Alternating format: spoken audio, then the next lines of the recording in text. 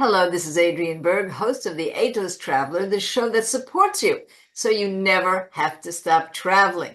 And what we're doing now is a little composite of the best for the past year. It's in celebration of our 1 year anniversary of the Ageless Traveler, but also our upcoming holiday season. And I'm going to start with one of my very favorite interviews, Angie Wells. She's a recording star. She's a makeup artist for places like Mad Men and others that you've seen, but she's also a warm and generous person. And of course, we dish about travel and cabarets. So here you go. Here's Angie. When I'm in the studio, it is me focusing everything going into the recording. So it's a different energy. Often, my eyes are completely closed when I'm singing in the studio sometimes, especially, unless I'm going to maybe just check and make sure I haven't forgotten a lyric or something. But I'm listening very closely to all of the instruments and so the levels and the way things sound. So it becomes a more auditory experience for me. Right. So there's really a technical difference. So Yeah. I wanted to say about eyes closed, and I'm going to ask you about your album. I have a thing that I believe, maybe because I have no talent and I'm never able to perform, but I love performance art of every type. My daughter says I'll go to the opening of an envelope. I love everything. It doesn't, and I've seen some great stuff as a result of that. But I believe that the audience makes a difference to the performance. Yes, it does. And I see people in the front row sleeping or their eyes are closed. And I will say, if there's somebody I know, they'll say, that's the way I enjoy it. So my question to you as a performer, I've never asked this, and all the performers I know, does it make a difference to you if you see somebody that, and maybe they are cerebrally just enjoying the music, I don't know, but if it looks like they're asleep or they're not paying attention in some other way, Right. Does it affect you, or have you learned to just forget about it and deal with the people who are attentive? I would say you usually are, connecting with, I tend to make eye contact around the audience as I'm singing because I like people to know that I'm connecting with them. You with them. But there is a difference, I think, of the look of somebody who's got their eyes closed because they are very focused on listening, because you'll often see Particularly in jazz people do close their eyes a lot. Right. And you'll see their bodies moving, you'll see a foot tapping or something, as opposed to somebody who's slumped down like this. Right. That's a whole different animal. one Chardonnay too many. Right, exactly. I mean, I'm pretty fortunate. I don't usually have the slumpers, but it is nice to look out and see open eyes. Right. But some people are very, cerebral with it, like you said. They do close it. So it's not so terrible as I complain. All right, good. I'll stop complaining. Now we go. So truth be told, again, you're making an album here. So in making an album, you're putting together certain songs. And it's like a book, like a book of short stories where each of the songs relate to the other one for a reason, or you just happen to like these songs, so you've chosen them as individuals? No, it is like a story. It's a journey. It's a journey through life, and the various truths of my life, the things that have been truths in my life, but that were things that I felt were truths for many of us, things that we have in common. And as I had mentioned earlier, we all hopefully have had a chance to be in love at some point. And on the other side, I'm sure we've all had heartbreak. We all have joy, we have sadness, we have moments of contemplation. So there were things that I just felt were very important within my life, but that the most important thing was that these were things that we all had in common. I would really be remiss if I didn't include among my very favorite interviews that with a good friend of mine and a colleague, Joy Laverty. Now, some of you may know that we have another podcast. It's called Generation Bold, the Fountain of Truth About Aging. And so one of the things that some of us may have to do in the future is go into a living community, a special senior community, but we want to pick the right one. And Joy has always been the most helpful in guiding us, including in her latest book, Who Will Take Care of Me When I'm Old? But I asked her a very different kind of question on the Ageless Traveler, which is, will we be able to travel? What about volunteer? What about volunteering? What's changed in the world of senior living? Here's Joy. And I volunteer at the Art Museum, I volunteer for the United Nations, and I have something called the Ageless Ambassador Program, where people can volunteer, go to other countries and volunteer. Now, is that one of the things that the life planning communities are looking at? Opportunities to give back, not just to get, but to give back. They do have travel programs, but I don't think they are as robust as they should be. So I'm going to tell everybody I know in the business that they need to call you. Yeah, they should call me. There's no doubt. But even traveling, even volunteering where they are. Right. Yeah, I recently did a show with AmeriCorps Senior, and they have 140,000 volunteers. And I asked them how many of those volunteers are in communities, senior residences. Very few, because it's not a culture. So it would be wonderful if it was a culture. Forget about travel for a minute, but in the life planning community, that the ability to easily volunteer would be there. Are you seeing it yet? Yeah, well, the boomers are coming, and they are already here in these environments. And we don't take life sitting down. No. When I talk to groups of people, I kind of like wave a magic wand and say, "Tag, you're it. You get to have what you want. All you have to do is go. If you're thinking about going anywhere, ask for what you want." So that's very new. Generations before us, right? They just walked in the door and said, I'll eat here and sleep here, and that's about it, right? We are so not aging like that generation. So we're going to be raising the roof, as they say. Pickleball, pickleball, pickleball. I call it Pickleball Nation. It is the very fastest growing sport in the USA and in many places around the world. So we're taking you on a trip with Coach Russell, who works with Road Scholar so that you can learn how to play, guess what? Pickleball. Here's Coach Russell. I can hear it. If I wasn't concerned about the noise here, some of you are hearing feedback. That's the pickleball court, honestly. So tell me, why do you think, let's go back to that question. You love this sport yourself. You're a professional, you're certified. What's the great big deal about it? Well, the social aspect of pickleball, where a lot of people can play at the same time, 4 on a court. It's mostly all doubles. 95% of it's doubles. Only 5% is singles. The court is shorter, so you don't have to run as much, especially it's easier for us older people, I guess.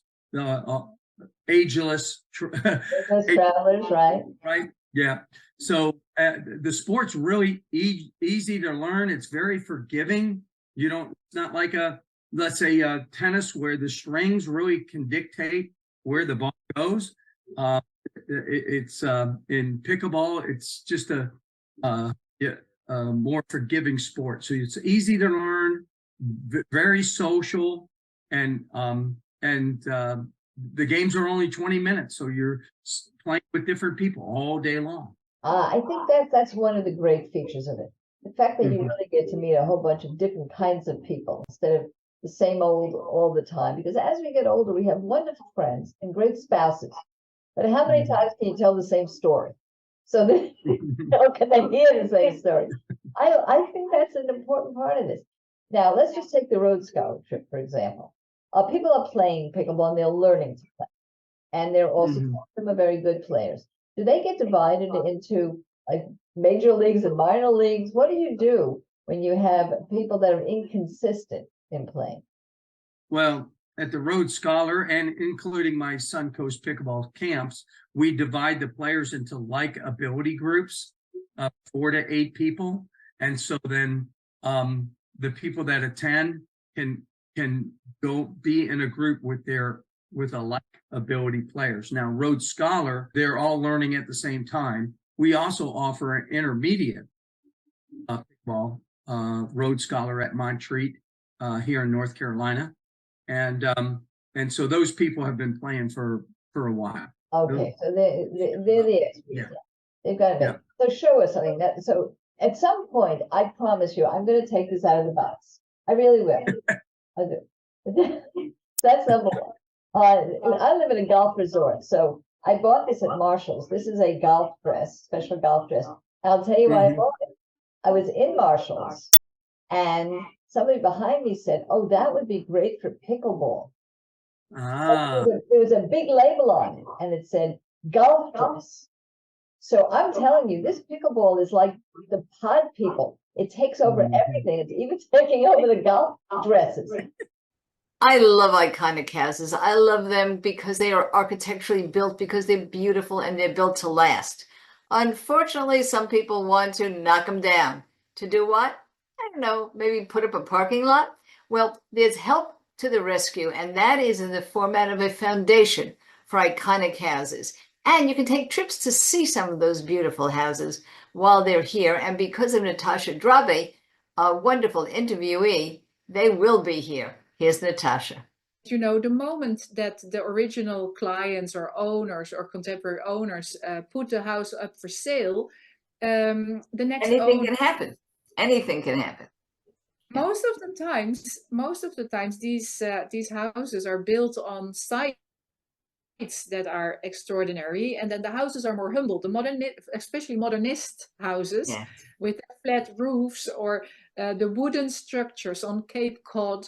You know, then the house isn't worth a lot in money, but the value is, of course, in experiencing the way the spaces are treated inside these homes.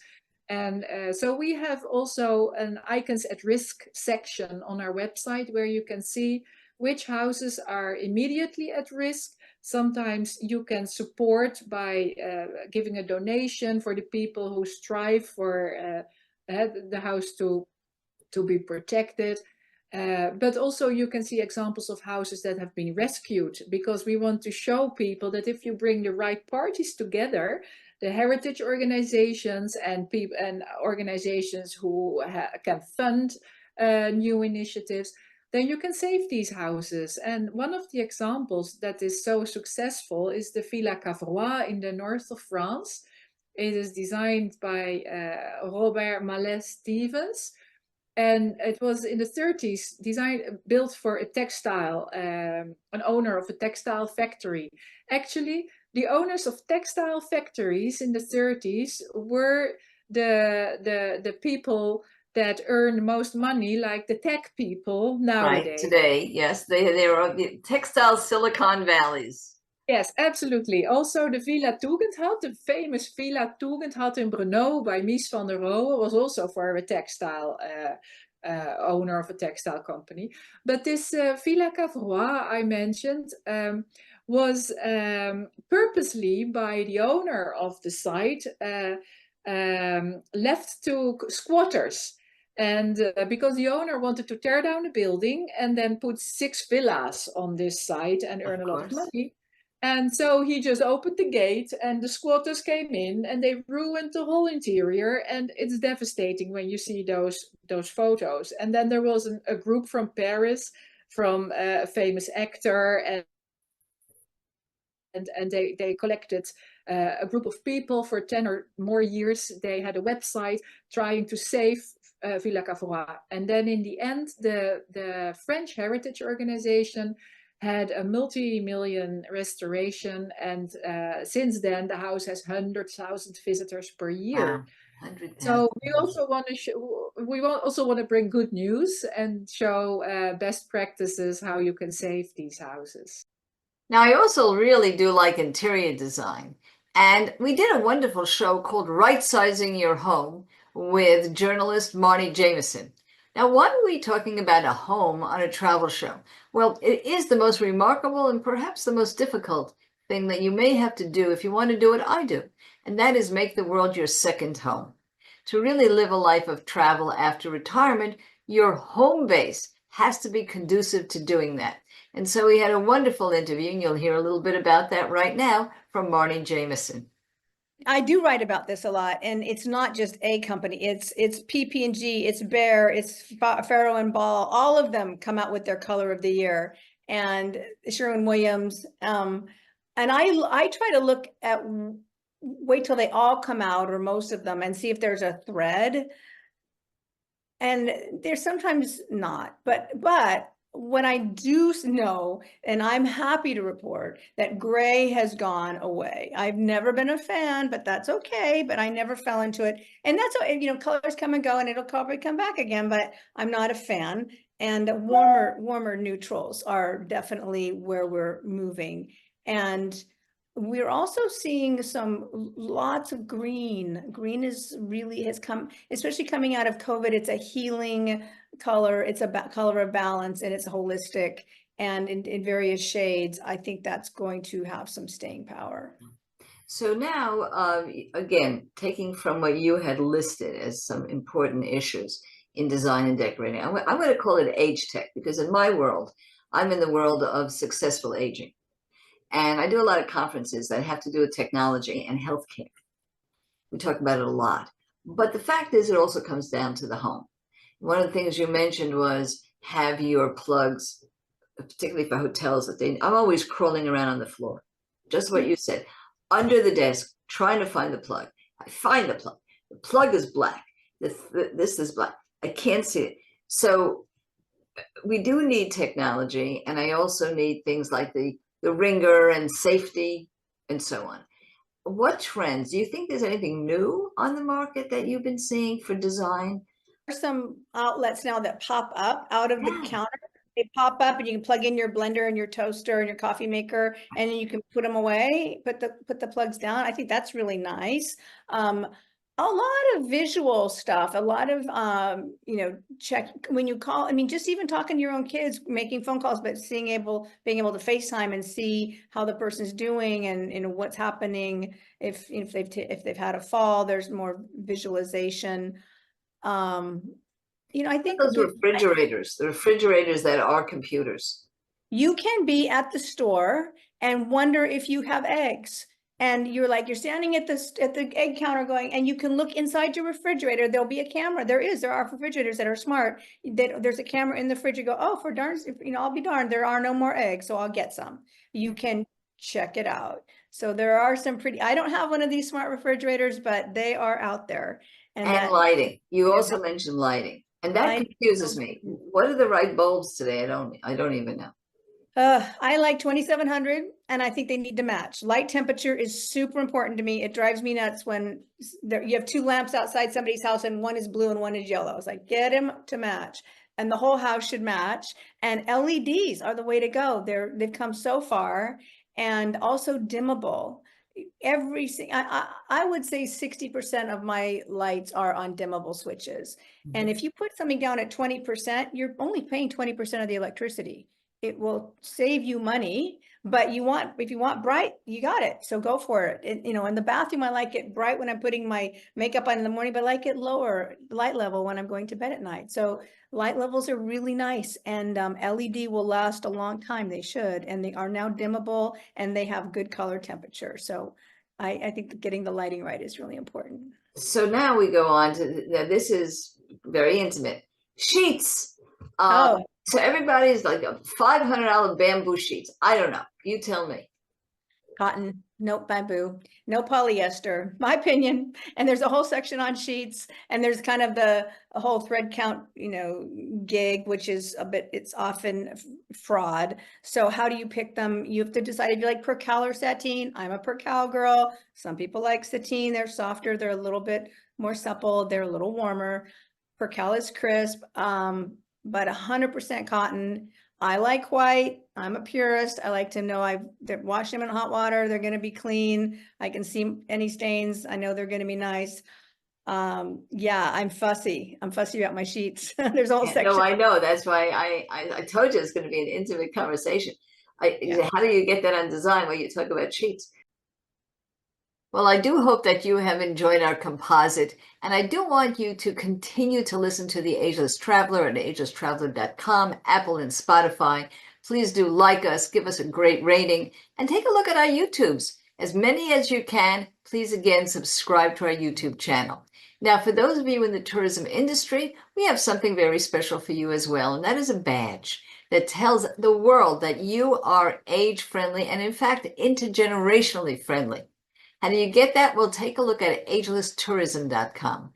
And for everybody listening, you know what I'm going to say? Never stop traveling.